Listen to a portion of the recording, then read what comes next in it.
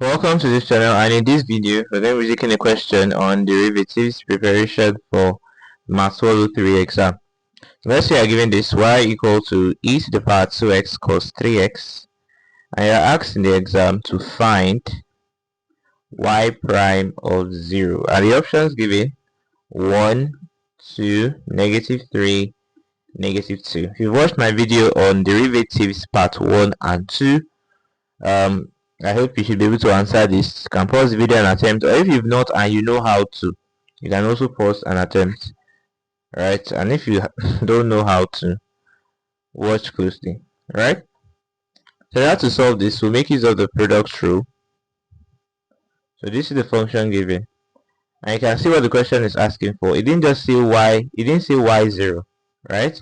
Y0 means you are substituting 0 into the function. It says y prime of 0, meaning that you get the first derivative, and then anywhere you have x, substitute 0. And then in order to solve this, we can implement the product rule. You can call this u and we are called this v. And then according to the product rule that says that dy dx is equal to v du dx plus u dv dx, you can then say that since v is cos 3x, we now have that dy dx is equal to cos 3x into du dx. So if you have to differentiate e to the power 2x, how are you going to do it?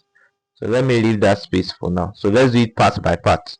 So if I differentiate, to differentiate this, what I'm going to say is let u be equal to what?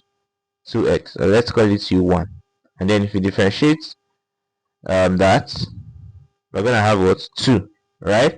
And then we can now say that y1 is equal to e to the power u, and the y1 du is equal to what? E to the power u. So if you multiply the y du by du dx, which will give us the y1 dx, 2 times this will give us what? 2e to the power u, which is what? 2e to the power what? 2x, right? So we've differentiated e to the power 2x, and then for the other part where we have cos 3x, if you have to differentiate cos 3x, what are we going to have? Let u be equal to 3x, and if you differentiate 3x, it's going to give you what? 3. You can now say that y will be equal to what? Cos u, and then the y du, if you differentiate cos, you're going to get what? Negative sign. So when this multiplies this, you have what? Negative 3 sine u, and you now recall that u is what? 3x, so that's negative 3 sine 3x. So we can go back to this. So that's v, which is cos 3x multiplied by du dx, which we got as what? 2e to the power what? 2x, and then plus what is u? E to the power 2x multiplied by dv dx, which we got as negative 3 sine 3x. And then this is the value of dy dx. So all we simply need to do is to substitute 0, because this dy dx is the same thing as the first derivative. So if we substitute 0 into this function, into the first derivative, what do we have?